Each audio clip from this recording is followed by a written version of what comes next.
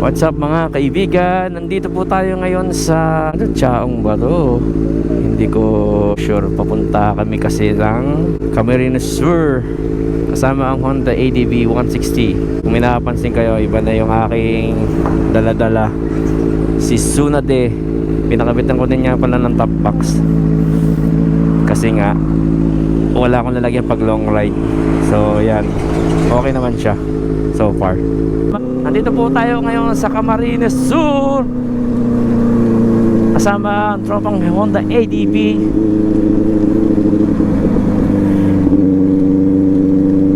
Hindi ko na video yung kanina nung papunta kami. Grabe yung ulan. Bale umalis kami sa Batangas na around 8 PM. Tapos ang dami namin stopover.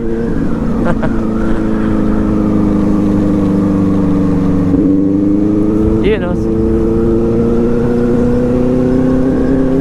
Spapsteng.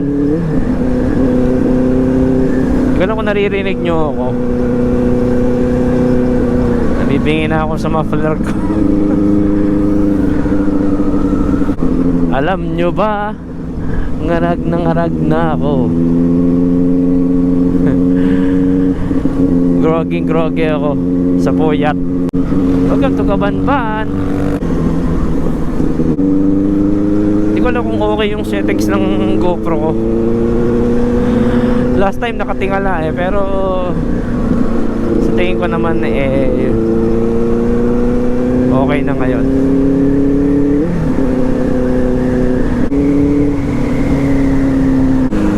Ayun o, inuubo na ako. Pawis, ulan. Tapos yung hamog kaninang madaling araw, grabe.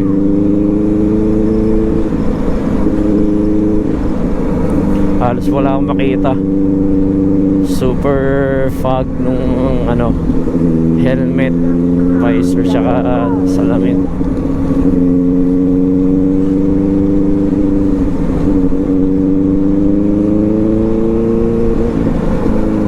Grabe din pala mga banking dito. Super ngarag ko kanina. Muntik na ako mag-overshoot. Hala ka dyan. Nabubuhay na ng dugo. Medyo umiinit. Pero kanina inabot pa kami ng ulan. Sana huwag akong magkasakit. Hindi ko na ikwento yung nangyari sa akin kahapon. Naglock yung preno ko sa gitna ng kalsada. Lakas niya sa gas, grabe. Nakaapat na yata akong karga. Apat na akong karga. Grabe yung shoes. Nagsisiga actually, hindi naman ganun katakaw. Nagsisigurado lang talaga ako kasi baka may lugar na walang gasoline station. Kaya nagsisigurado na ako mag-fill ng gas. Napakabanayad ng paligid, ng tanawin. Talagang native na native.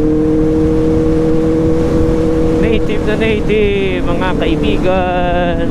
Welcome to Suruma, Camarines Sur.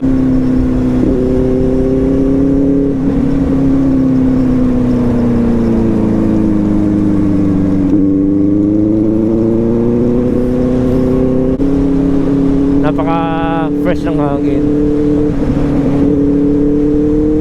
Ang layo nga lang. Ang hirap puntahan. Gracious. 9 hours kami nagmamaneho. Pero sulit naman.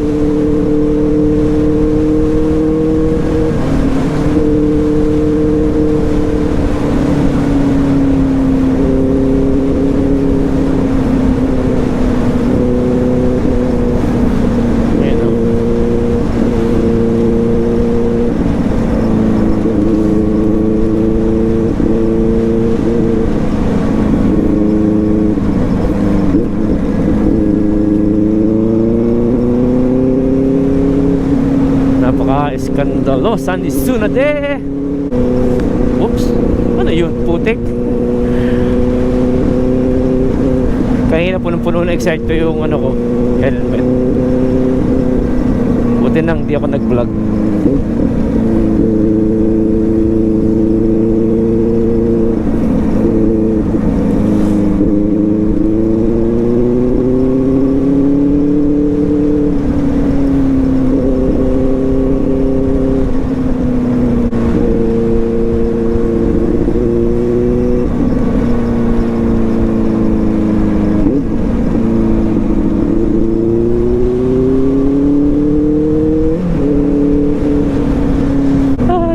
Sana mapatanggas natin pabalik.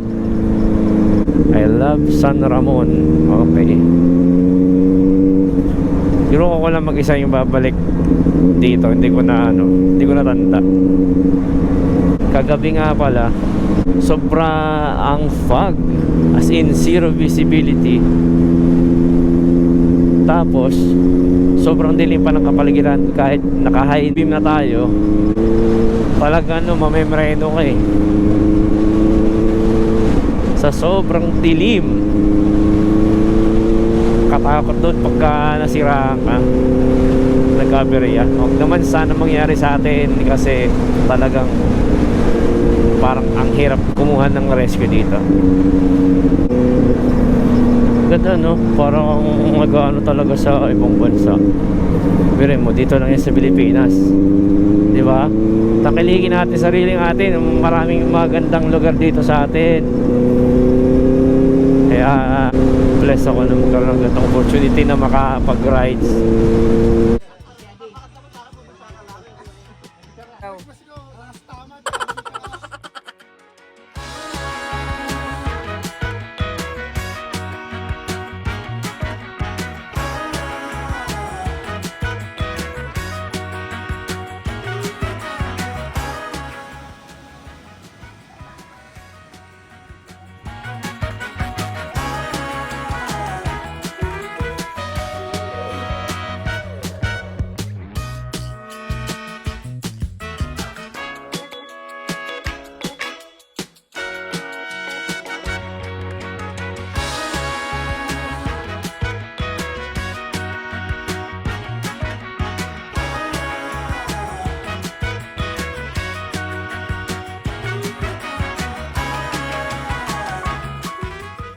Okay, early morning in Angel's Paradise.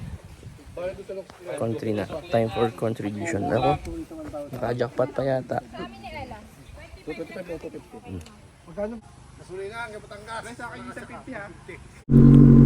Okay, next destination, Daldagons View Deck.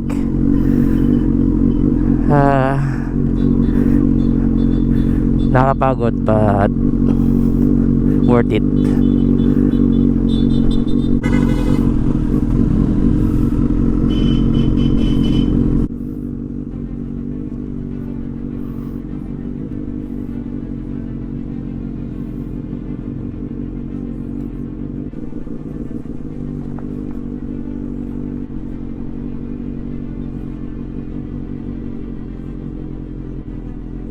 Ito ang dinadaanan namin kahapon. Buti nga tuyo na kahapon. Talagang putik. Sobrang dulas. Yan o. Diba? Sa mga punta dito, advice ko, maganda yung mga matataas sa sasakyan para at least may laban sa putik, sa mga balahaw. Roller coaster ride.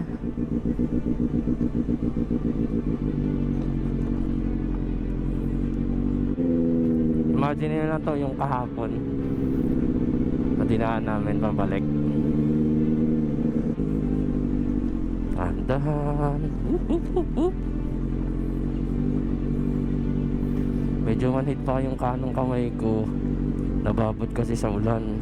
Parang naano siya, nalamigan. Tapos yung pagod, parang mapapasok mong hindi. Ano? Tapos biglang may lalabas na cheetah o kaya baboon, o diba?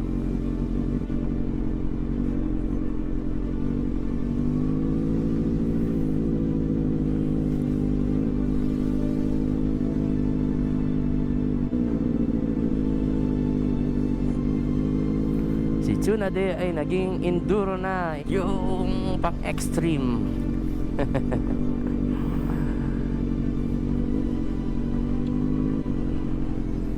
Kaya pala na-stress yung aking braso. Nagkaroon ng tension dapat sa hip, sa legs ko, iniipit sa tank. Sobrang bika ka ako, nakakangalay naman. Ayun, oh, ha?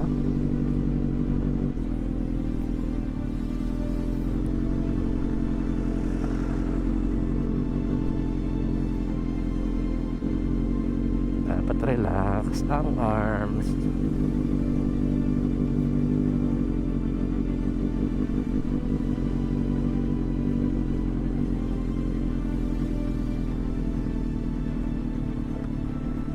Oops, iwasan natin ang mga bato at baka madulas. Ayan, oh.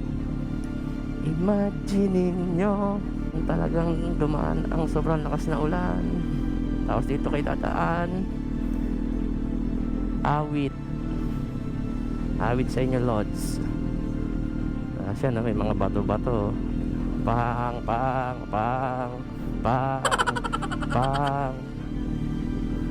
naman sanang mapula. Ay, nako po.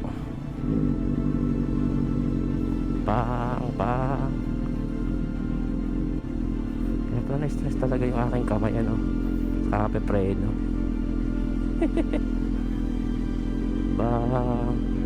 better safe dahil yung bumili ng preno, diba? Kakapalit lang yan. Buti nga na bumalik sa kondisyon yung ating preno, kasi nung isang araw nga, as I mentioned lately, na nag-lock up yung una ko. Nagla-lock up siya talaga, literal. Buti na lang hindi ako inaabutan sa mga expressway o yung madaming truck na dumadaan, kasi talagang napakadelikado. Kaya guys, bago kayo mag-ride, check nyo muna yung yung mga sasakyan nyo. Meron nga tayong mga sinusunod na pag-protocolo, yung blow baguettes.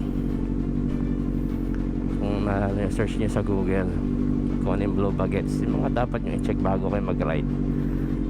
Dapat kondisyon ng katawan, napaka-importante.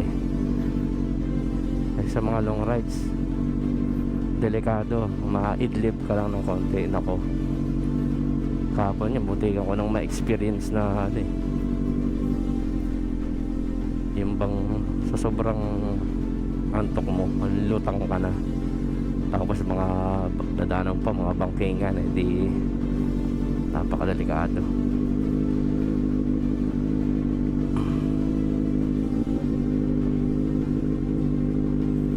Ayun naman, awit sa'yo. Whoops, swamp.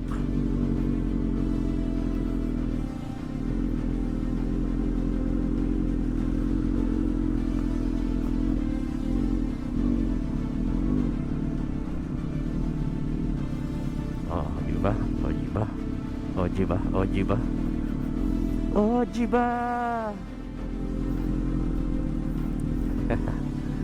Mapapahuan Carlo ka na lang na ere, diba? Handa na tayo, Lods.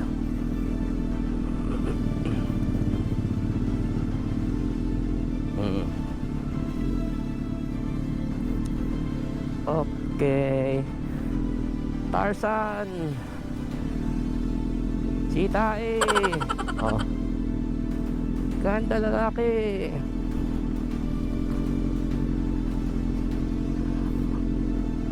Nakatandaan nyo pa ba yun? Ako lang yung umabot dun. Si Sitae, ganda lalaki.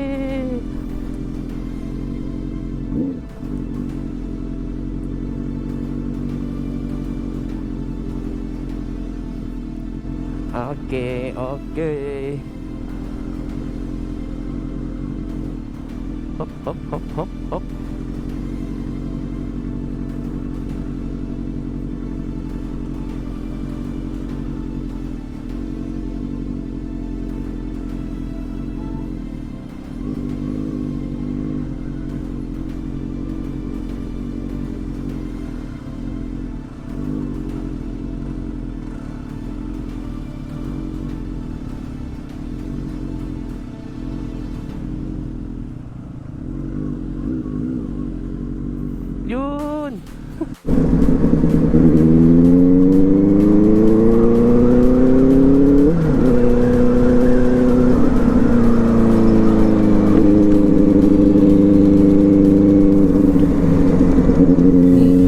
Hinalayahan.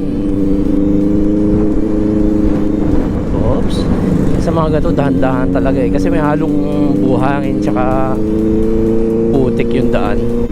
Delikado, baka madulas. Na may hilig sa ano dyan, yung mag-banking. Syalan nyo din to. Grabe talaga yung mga lubak kasi ginagawa nga yung kalsada. Pero may mga part na talagang makinis at smooth yung daan. Isang barangay, mas mabilis siyang daan na, kaso yung kalahati lang yung pinapadaanan kasi nga ginagawa.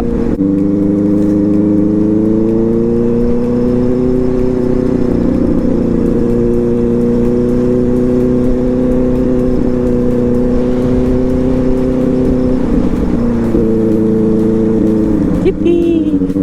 Hello there. Ayun o. Ayun o. Picture, picture.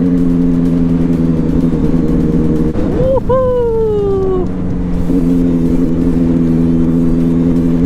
Ayun o. I love Shiruma.